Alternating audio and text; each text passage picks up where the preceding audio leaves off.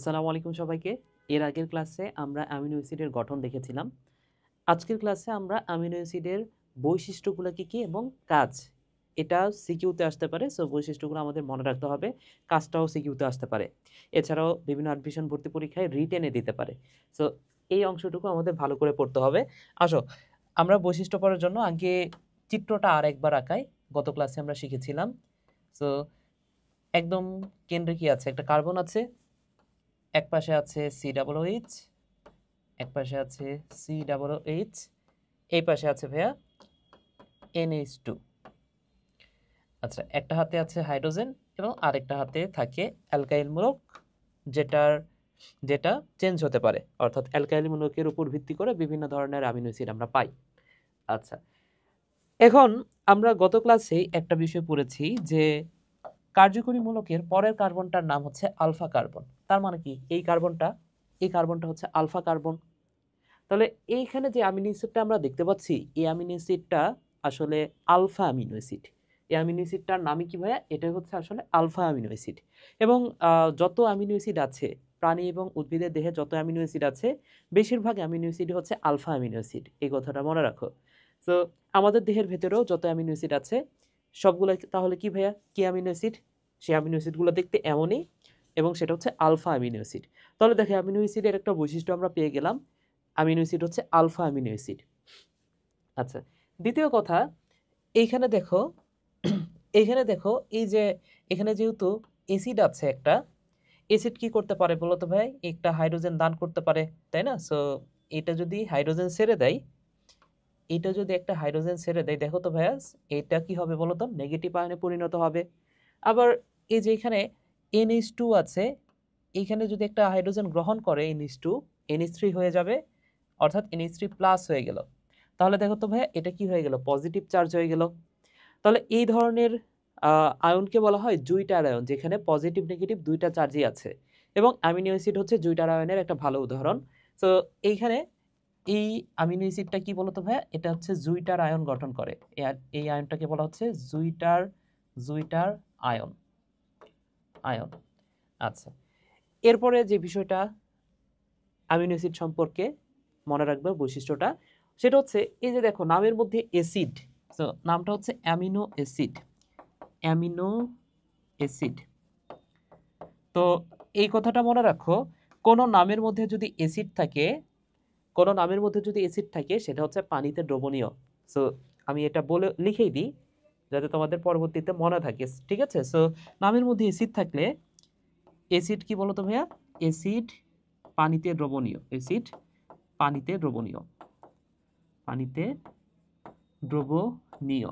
তবে ব্যতিক্রম মনে রাখবা, সেটা হচ্ছে ফ্যাটি অ্যাসিড। ফ্যাটি অ্যাসিড কিন্তু পানিতে দ্রবণীয় না। ফ্যাটি অ্যাসিড পানিতে দ্রবণীয় না, এই কথাটা মনে রাখো। সো অ্যাসিড পানিতে দ্রবণীয়, ব্যতিক্রম হচ্ছে ফ্যাটি অ্যাসিড। ব্যতিক্রম হচ্ছে ফ্যাটি অ্যাসিড। Fatty acid.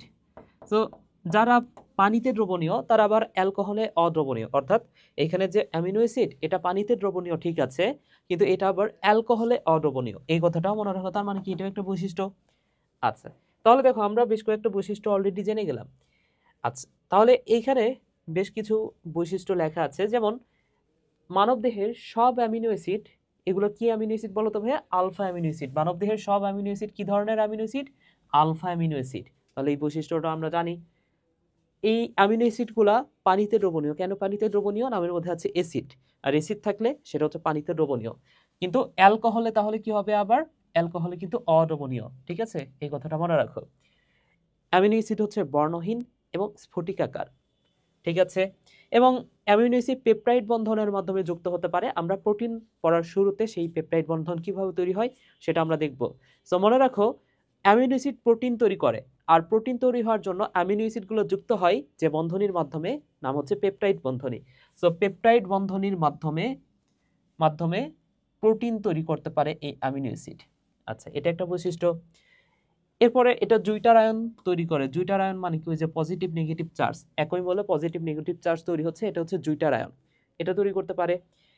তারপরে অ্যামিনো অ্যাসিড উচ্চ গলনাঙ্ক বিশিষ্ট, এটাও একটা বৈশিষ্ট্য। এরপরে দেখো ভাইয়া, এখানে অ্যামিনো অ্যাসিডের যে বৈশিষ্ট্যটা, আরও একটা বৈশিষ্ট্য, সেটা হচ্ছে ধরে নাও এটা হচ্ছে সেই অ্যামিনো অ্যাসিড, এটা হচ্ছে একটা অ্যামিনো অ্যাসিড। সো অ্যামিনো অ্যাসিডের মধ্যে অ্যামিন মূলকও আছে, অ্যাসিড মূলকও আছে, তাই না? এখন আমরা কি জানি বলতো? আমরা জানি যে অ্যাসিড আর ক্ষার এই দুটো মিশ্রিত হয়ে কি তৈরি করতে পারে? লবণ আর পানি তৈরি করতে পারে। সো এই কথাটা মনে রাখো ভাইয়া, অ্যাসিড প্লাস ক্ষার এই দুটো যদি যুক্ত হয় সেক্ষেত্রে কি তৈরি হয়? লবণ তৈরি হয় প্লাস পানি তৈরি হয়, লবণ পানি তৈরি হয়। সো একটা বিষয় তোমরা আশা করি এখন বুঝতে পারতেছো, সেটা হচ্ছে নামের মধ্যে অ্যাসিডও আছে, ক্ষারও আছে। তো আমি যদি বাইরে থেকে এর সাথে একটা ক্ষার যোগ করি, সেই ক্ষারটা গিয়ে কার সাথে যুক্ত হবে বলতো? নিশ্চয়ই অ্যামিন মূলকের সাথে যুক্ত হবে এবং যুক্ত হয়ে লবণ পানি তৈরি করতে পারবে, তাই না? আবার আমি বাইরে থেকে যদি একটা ক্ষার যুক্ত করি, সেটা গিয়ে কার সাথে যুক্ত হবে? নিশ্চয়ই অ্যাসিডের সাথে যুক্ত হবে, যুক্ত হয়ে সেটা লবণ পানি তৈরি করতে পারবে, তাই না? তাহলে এই কথাটাই বলা আছে, দেখো সেটা হচ্ছে অ্যামিনো অ্যাসিডের আরেকটা বৈশিষ্ট্য এখানে আছে, সেটা হচ্ছে ভাইয়া মৃদু অ্যাসিড বা ক্ষারের লবণ সৃষ্টি করতে পারে। তাহলে মৃদু অ্যাসিড বা ক্ষার যদি আমরা যুক্ত করি অ্যামিনো অ্যাসিডের সাথে, তাহলে সেটা কি করবে? লবণ পানি তৈরি করবে। আচ্ছা, বিশুদ্ধ প্রোটিনকে বিশ্লেষণ করলে কি পাওয়া যাবে? অ্যামিনো অ্যাসিড পাওয়া যাবে, সিম্পল কথা। প্রোটিন মিলে অ্যামিনো অ্যাসিডগুলো মিলে যদি প্রোটিন হয়, তাহলে প্রোটিনকে ভাঙলে আমরা কি পাবো? অ্যামিনো অ্যাসিড পাবো। ঠিক আছে, 9 নম্বর বৈশিষ্ট্য হচ্ছে এটা স্বাধীন মিষ্টি বা তিক্ত পদার্থ। তো স্বাধীন হতে পারে, মিষ্টিও হতে পারে, তিতাও হতে পারে, তো যে কোনো কিছুই হতে পারে। তাহলে এইগুলো হচ্ছে অ্যামিনো অ্যাসিডের বৈশিষ্ট্য, এবং বৈশিষ্ট্যগুলো অবশ্যই খুব ভালো করে মনে রাখতে হবে। ঠিক আছে ভাইয়া, এইবার আসো আমরা আরেকটু সামনের দিকে আগাই। অ্যামিনো অ্যাসিডের কাজ কি? অ্যামিনো অ্যাসিডের কাজ হচ্ছে প্রোটিন তৈরি করা। আমাদের দেহের এই যে আমাদের দেহটা গঠিত হয়েছে কি দ্বারা? প্রোটিন দ্বারা। এই যে চুল, তারপরে লোম, চামড়া, হাড়, আমাদের দেহে যা কিছু আছে সবকিছুই প্রোটিন। সো যেহেতু প্রোটিন তৈরি হয় অ্যামিনো অ্যাসিড দ্বারা, তাহলে অ্যামিনো অ্যাসিড কি করছে বলো তো? আমাদের পুরো দেহটাই তৈরি করছে, এটাও বলা যায়। সো অ্যামিনো অ্যাসিডের প্রথম কাজ হচ্ছে এটা প্রোটিন তৈরি করে, এবং আমাদের দেহটা যেহেতু প্রোটিন দ্বারা গঠিত, তার মানে কি জীবদেহ গঠন করে। আচ্ছা, ইউরিয়া সংশ্লেষ করে। অ্যামিনো অ্যাসিড কি করে ভাইয়া? ইউরিয়া সংশ্লেষ করে। এছাড়াও পিএইচ নিয়ন্ত্রণ করে, এই কথাটা মনে রাখো। এনজাইম এনজাইম ইন্ডল হরমোন, অ্যান্টিবডি ইত্যাদি সংশ্লেষ করে। সো এই যে এগুলো হচ্ছে প্রোটিন, এই যে এনজাইমস আর প্রোটিন, ঠিক আছে? সো এনজাইম যেহেতু প্রোটিন, তার মানে কি এটা অ্যামিনো অ্যাসিড দ্বারা তৈরি। এছাড়াও ইন্ডল হরমোন, অ্যান্টিবডি এগুলো অ্যামিনো অ্যাসিড দ্বারা তৈরি হয়, ঠিক আছে? রোগ প্রতিরোধ করে, যেমন কিছু প্রোটিন আছে, কিছু ভিটামিন আছে যেগুলো হচ্ছে প্রোটিন। তাহলে ভিটামিন কি করে বলো তো ভাইয়া? রোগ প্রতিরোধ করে ভিটামিন।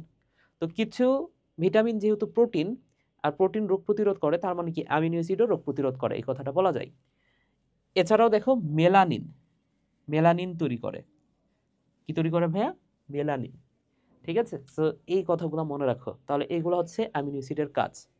মেলানিন কি করে বলো তো ভাইয়া? চুলের রং কালো করে।